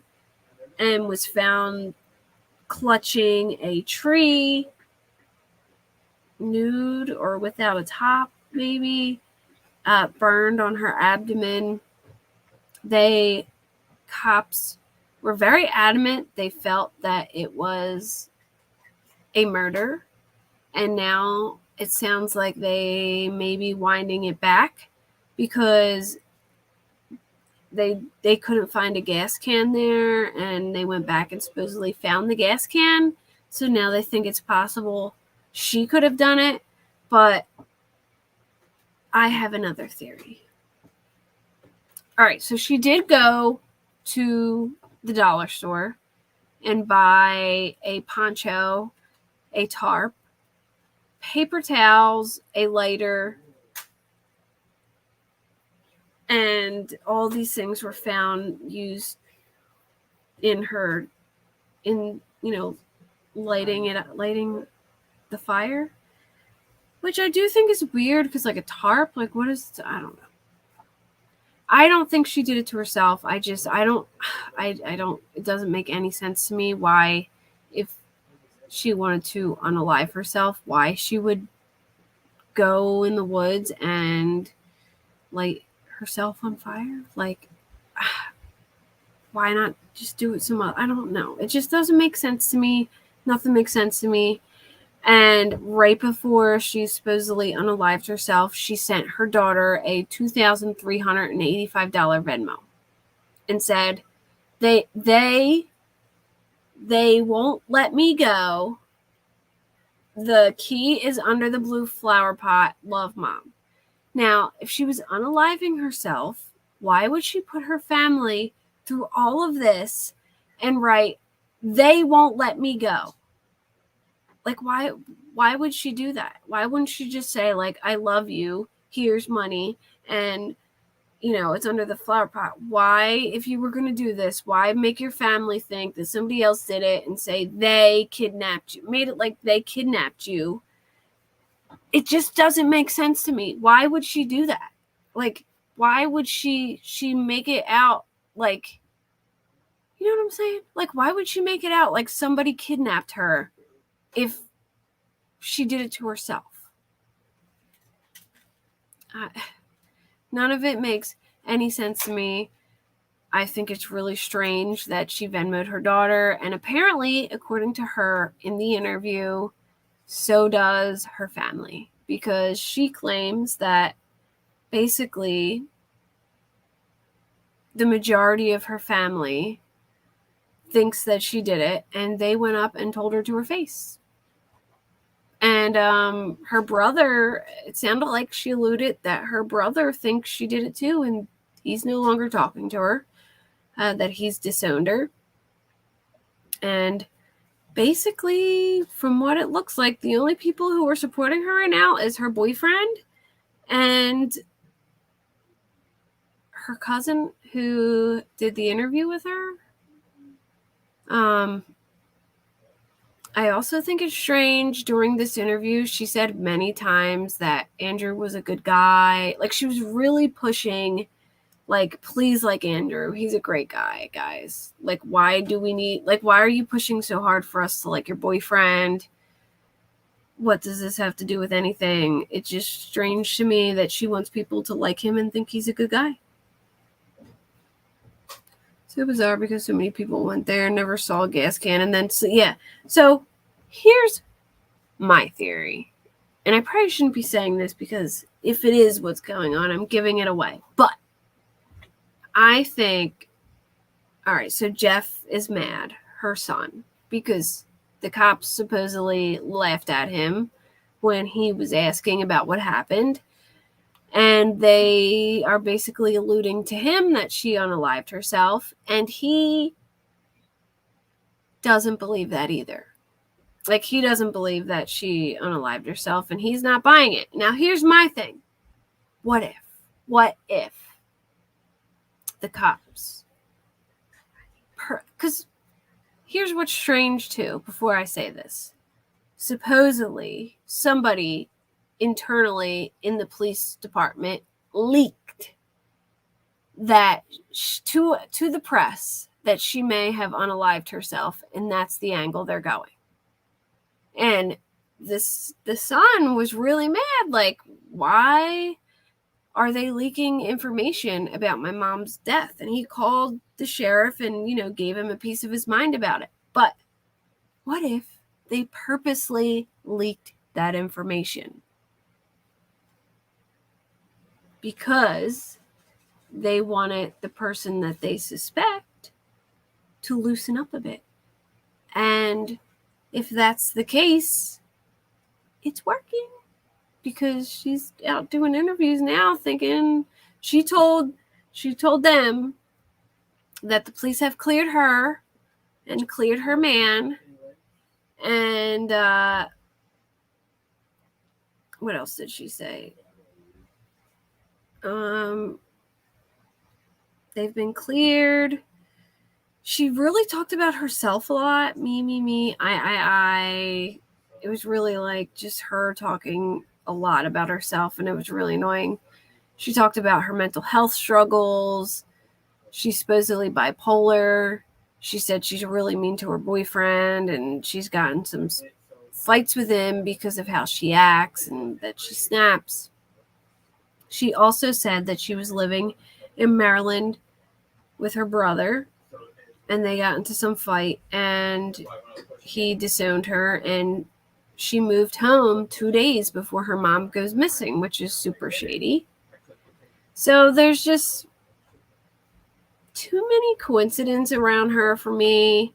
And I think it is really strange that a cop just happened to leak information. Like, they have a mole, or not a mole, like a whistleblower, not a whistle. What is the word? Like somebody who leaks stuff. Like, why would, you don't really hear that much. Why would a cop leak information? It just feels like it was done purposely. And if it was, kudos to the cops, because she's totally softening up and just talking.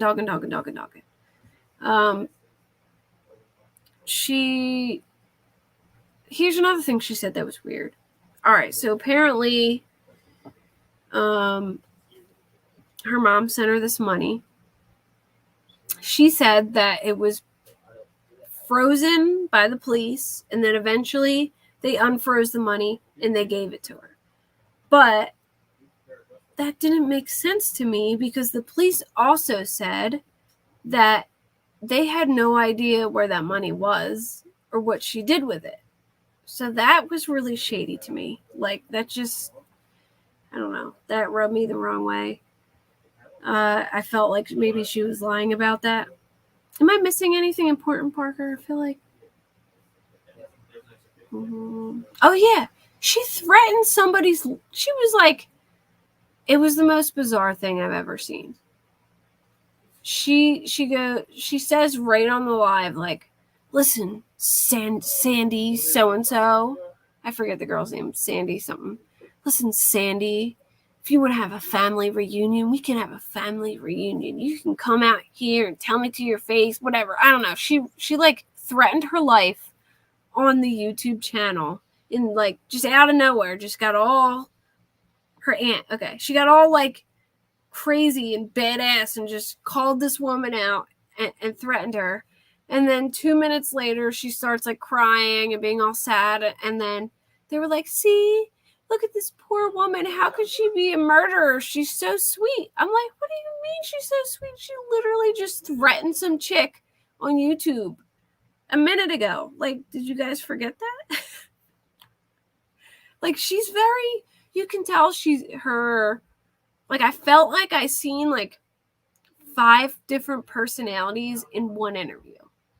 And it was like, did you ever see that movie Split, where the guy can just go from one character to the next character to the next character? It was very much like that. Like, she was like mad, then sad, then happy, then giggly, then nervous, then suddenly threatening someone's life, then laughing and giggling again. I don't know. Yeah, it was really bizarre. Yeah, she literally said she went to the memorial for her mom, and like nobody there believed her. Yeah, Patricia. Patricia's my favorite one. I love that movie, and Patricia's like the best. But yeah, it was weird. It was like she was just hopping from one personality to the next. It did her no favors. It makes me think she's more guilty than I thought she already was. I feel like she like wasn't like she contradicted a lot of things she said like a couple minutes later. I don't know, but and she was really going hard for people to like her boyfriend, and I don't understand why. That had me really suspicious. And they didn't even ask her hard questions or anything. Like, he had her cousin on there. And then he was like, the guy interviewing her, he's like, I know you probably hate me right now because I'm asking you all the hard questions. I was like, bro, you did not ask one hard question at all. Like, and then she even talked almost like, correct me if I'm wrong, but it was almost like she talked like she knew who they were, and she was scared for her life. She was talking about wearing a bulletproof vest or something, but then she was agreeing with the unaliving theory. So it's like, is there a they? Do you know who they is? Or do you think she unalived herself? And if you're okay with, like, how are you okay with the unaliving theory? Because if it were my mom and under those circumstances, I would never be okay with that. But strangely enough, she was okay with that theory. Like, imagine if your mom was found under these really strange circumstances, would anybody be okay with that theory? Like, oh yeah, she just, drove 3 hours, bought a bunch of stuff to light herself on fire and go in the woods and do that? Like, I don't know anybody who would be okay with that. I just don't.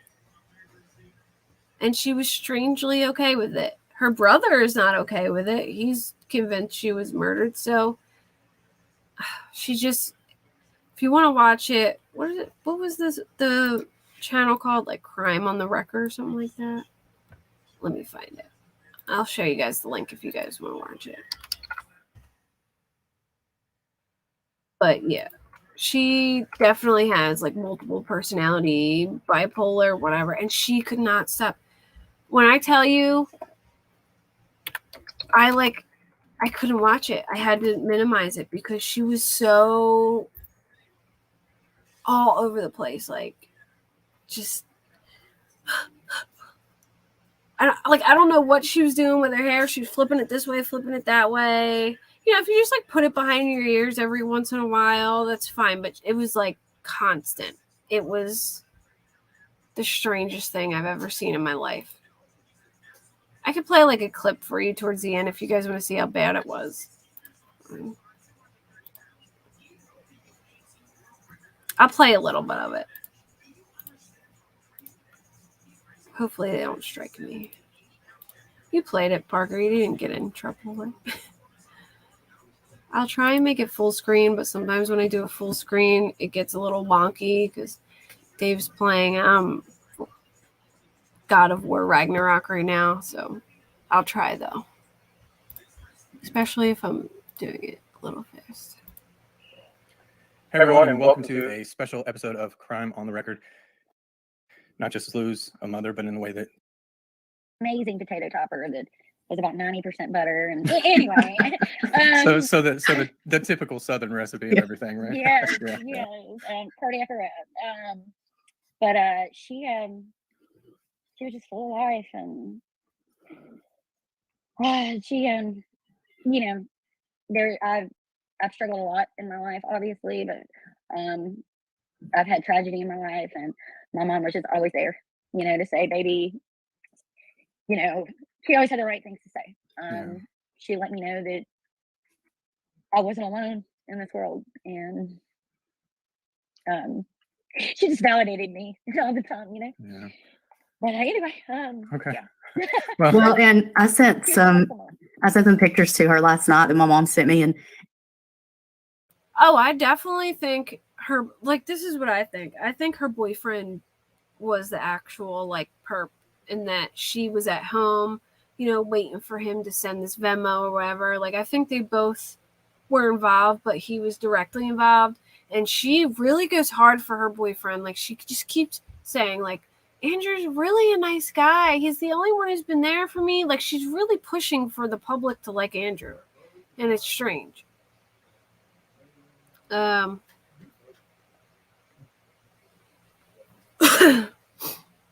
Yeah, she's definitely uncomfortable in her own skin right now, but she's just so suspect to me. And I really think the police leaked that on purpose, because that doesn't just happen where like police leak information. I mean, it does, but it's really not that common. Like, I feel like they purposely, maybe that's why the sheriff laughed at him, because he was all upset, and he, like, in the sheriff's mind, he's like, we're doing it on purpose to get information, you know what I mean?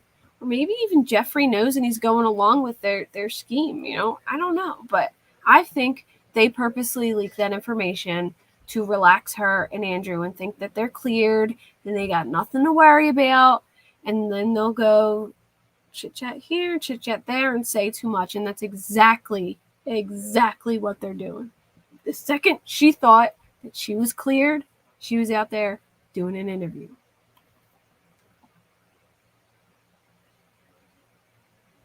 It's like saying Casey Anthony would be a great babysitter. You have to use her. Yeah, right? Yeah, she's there's something. Yeah, she definitely had fake tears too. in every one of them, it was our mom's cooking. So I feel like that's literally all we did was eat. Like that's it. They're just everything was cooking. Yeah. So they were serious about some Southern food. Right. Well, thank you for sharing that. And I don't want you to get too upset before we start talking about some of these. So let's just go ahead. Yeah. No, I would say I understand, but I don't. I mean, there's no way I could. So we did have a lot of questions from people. So just why don't we just go ahead and jump into those? Well, I want to start with, the questions about that have been going on with your mom in the day, that Saturday or on September 11th. So the first one, a big one, is the argument or the debate or whatever you want to call it of the woman in the CCTV video at Family Dollar. Do you think that's your mom? It absolutely was my mom. The jersey that she was wearing, she's probably had for Yeah, and Molson, I think she's one of those people who I think they know it too, that she'll just hang herself. You know what I mean? Like she can't shut up, and she's they know she'll slip up somewhere. Like I can feel it now. She's gonna contradict, she's gonna go do interviews, she's gonna contradict everything she's saying, slip up on, this or that. Watch. She's already doing it, I'm sure.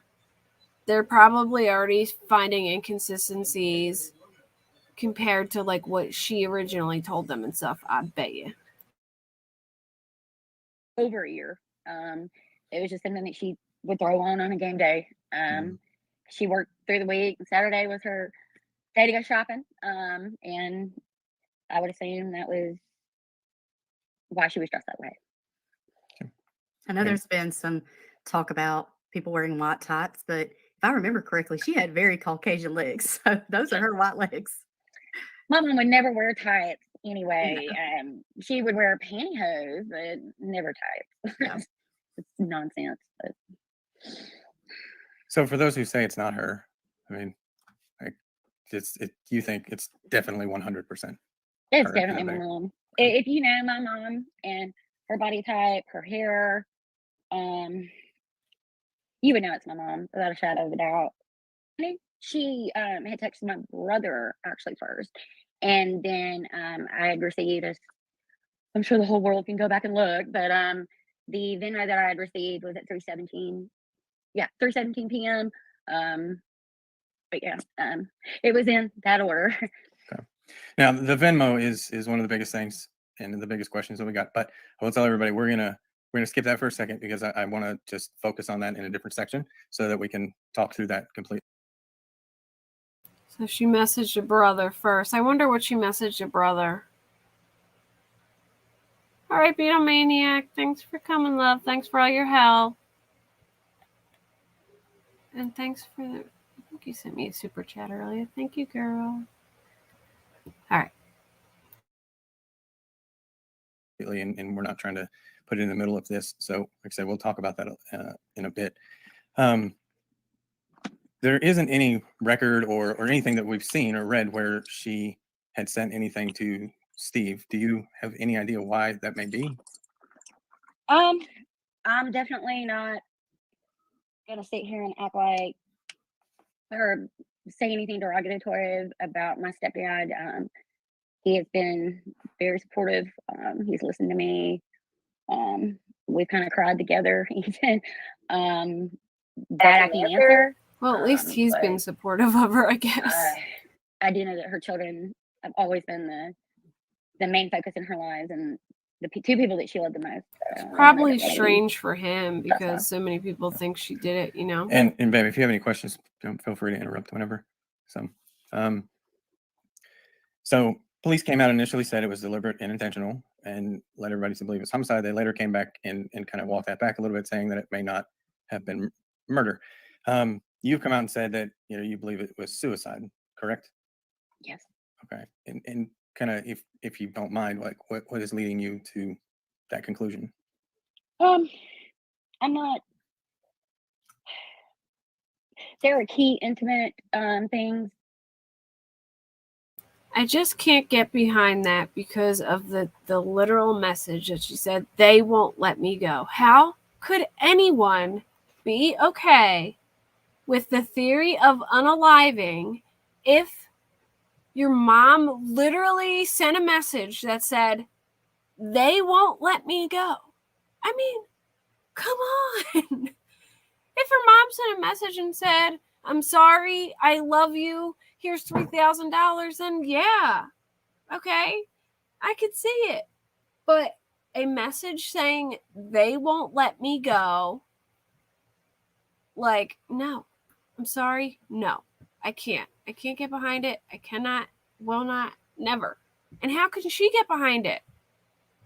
It makes zero sense. Ugh, it makes me, it infuriates me. Like, how could she be okay with that theory? That were shared with me, then I don't feel, I'm not in place in authority to say things and then, be accused that I'm lying, or, my opinion just doesn't really matter, I felt like, at this point. But no one saw her that day prior, on Friday. There were actions. My mom was like giving away things that, now looking back on, I'm like, well, that was Yes, weird. Molson, please get that cat. She made some comment. It just almost seemed like she was giving me all of her things. Well, towards the end, she touches her hair a hell of a lot. She had taken that whole week off, the week of this happening, off from work, and it's Friday. I said, Mama, it's getting Friday. You're gonna go back to work on Monday. And she says to me, yeah, I can't wait. And I was like, Mama, what kind of sense does that make? Like, who looks forward to going back to work? And she said nothing. And it was just the saddest. I mean, even when I seen her Friday, because we hadn't seen each other in a minute, I saw tears in her eyes. I can't. She saw tears in I've her never eyes. seen her that sad. I kept asking her, Mama, are you okay? Are you okay? And she's so full of shit, in my opinion. When she had left the house, she wouldn't even tell me goodbye. Just looking back on these things, that to me, I just wish I would have. I mean, it's not that I didn't say, hey, Mama, what's going on? Mm-hmm. But I think she was dealing with stuff that she didn't burden me with. I mean, yeah, and but that's kind of, that's not uncommon. No, not at all. I think I a don't lot of believe times that that is at why all. it's so hard for people when a loved one dies. You don't know what's going through somebody's head. I mean, people seem very policy. I mean, I don't really know or think whatever who I thought would make you think that's your business. But I think the reason my mother, that in my text read the way that it read, was because she knew that I battled with mental health, some pretty serious mental health issues myself. And I think maybe she just said those things to make maybe the acceptance of it easier. Anyway. Yeah. And some have also asked if you have any ideas as to why okay. she was so I'm far sorry away if from it's home echoing, guys. to complete suicide. Like, why she didn't do it closer to home or in a different area. Why was she there? Do you have any ideas? She's so full of crap. I don't know. Maybe she thought it read the way it read, so it wouldn't affect her. It couldn't have crossed her mind. If her mom was so concerned with her daughter's mental health, she would not have wrote it the way that it was read, because this would drive this would drive their kids crazy trying to figure out who it was. I mean, come on. What parent, like, her excuse for that is so backwards. Like, it is the most ass backwards thing I've ever heard anyone say. If her mom knew she was dealing with mental health, she would have never wrote that message, because now they're forever going to have that in their mind. Who the hell is they, and what did they do to my mom? No. It would have been a lot more easier and better for her mental health to put, I'm sorry, I love you, or something. Ugh. that I wasn't going to do everything that I could to try to find her. I'll never believe that. But I mean, honestly, I don't know.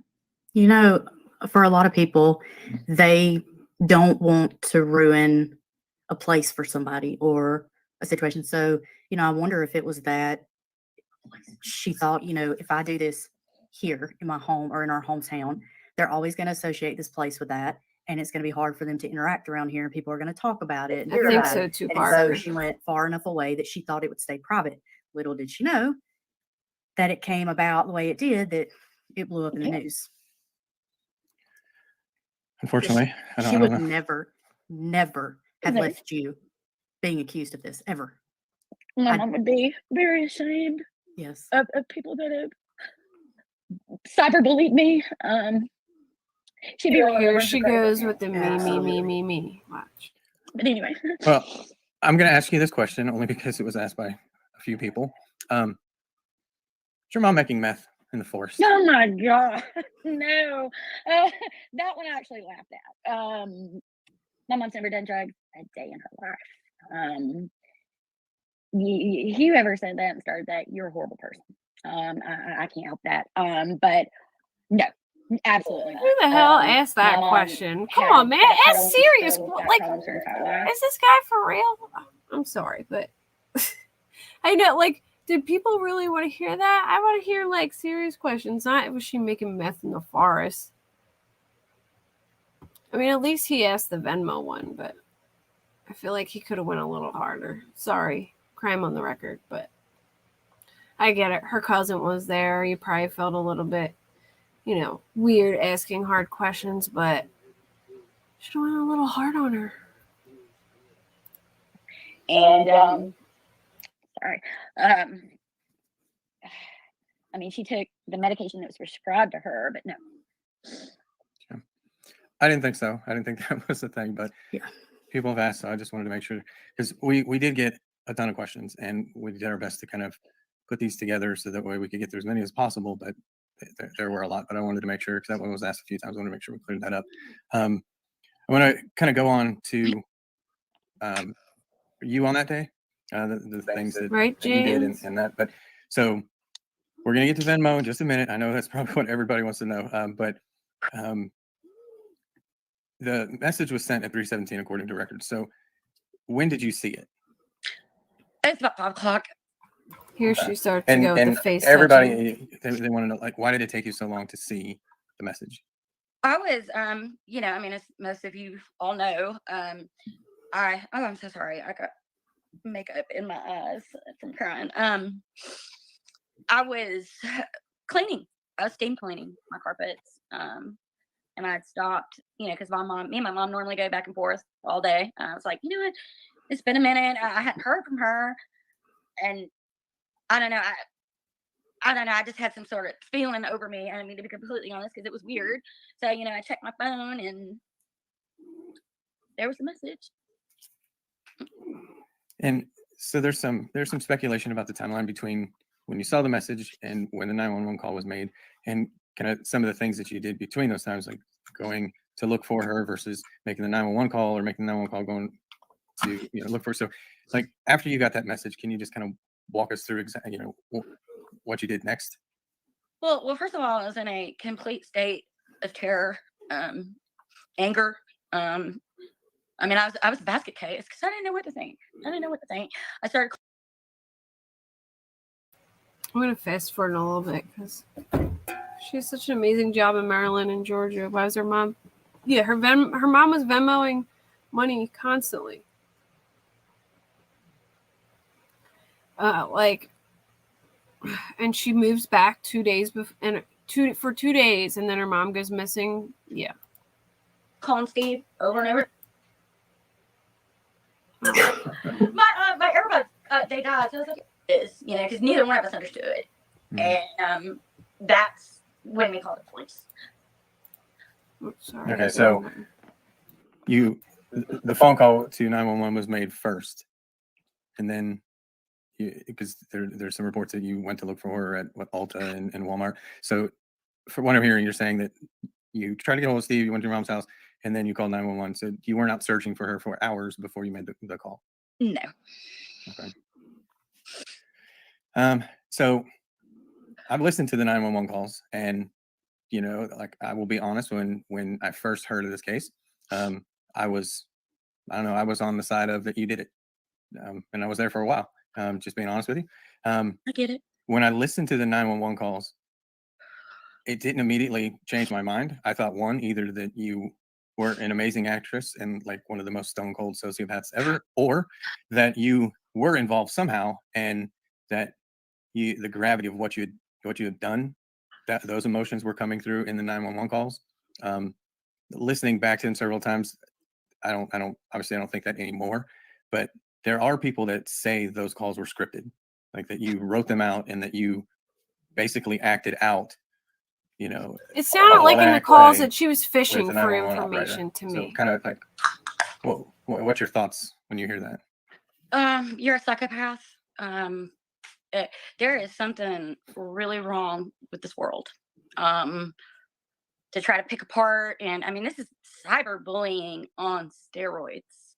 I mean, I'm sorry, maybe I'm getting off track, and I apologize, but I gotta put this out here. All my family turned against me. So I'm gonna wait till I after get her saying her family, and then I'm gonna fast forward to the crazy. end. But you're horrible, awful human beings, and I pray that the trauma and the pain that I've had to go through when the police do make this press conference, which they've told me that they will. I hope you don't do this to another family. There's no way. There's just no way I could have come up with all that. Yeah, I mean, I think it's human nature to speculate, especially when we don't know what's going on. And let's be honest, like the details surrounding. I don't want to go through like this whole thing, but you get the gist. She's very strange. Like towards the end, all right, watch, just without sound, just watch her like mannerism. She can't stop touching. Look at her.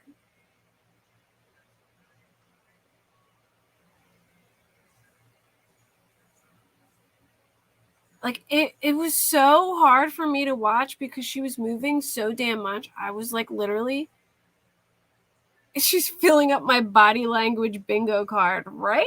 Like, come on, man. Like I was feeling like I was really intensely anxious watching her move like this. Look at her. Like, what is she doing?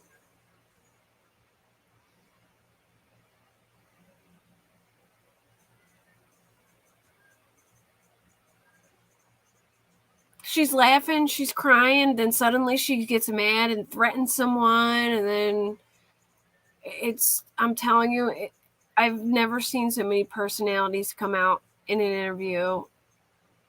This interview just did no favors for her whatsoever. Oh my goodness. Look at her. She's like, her eyes are like twitching, and she keeps messing with her hair.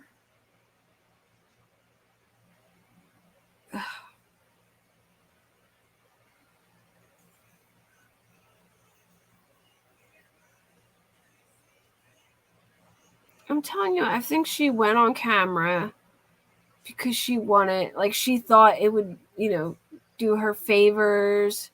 She thinks that, she'll get her side out and people will feel bad for her, whatever. But I think she's doing exactly what the police want her to do and just, stupidly say things. Look at her. Oh my gosh. Like it's so bad. And she went through like, she just 1 second she'd be mad, 1 second she'd be sad, the next second she'd be laughing. It's so strange. Yeah, she thinks she's smarter than everyone else. Yeah, I don't remember. Yeah, I agree, LFT. I don't remember her saying any of this from the get-go. I think, I'm serious, I think they leaked that information on purpose.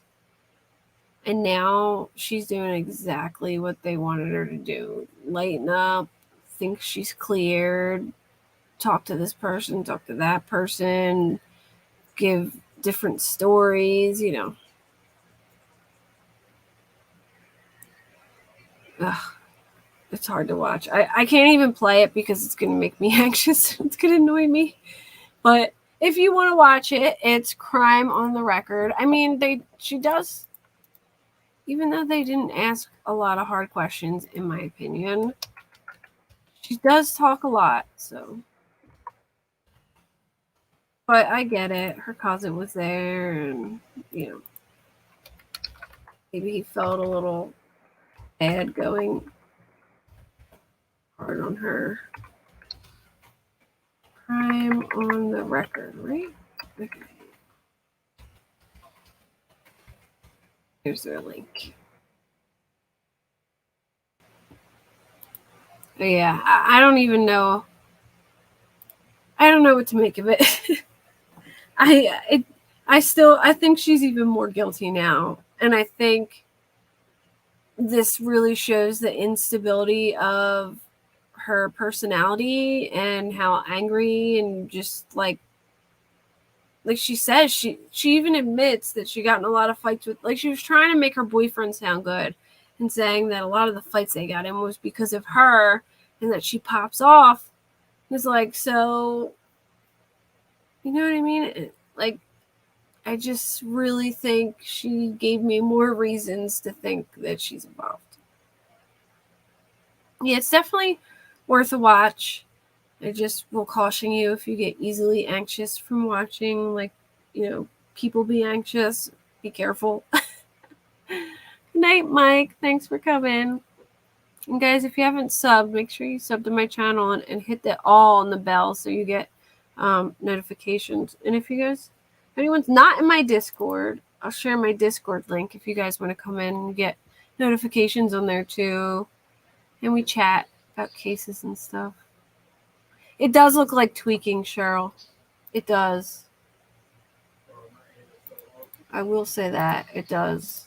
Or like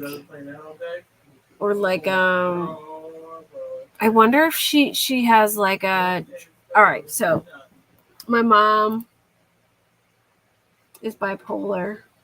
Not that I need to share this with everyone, but it's a good way to think about things.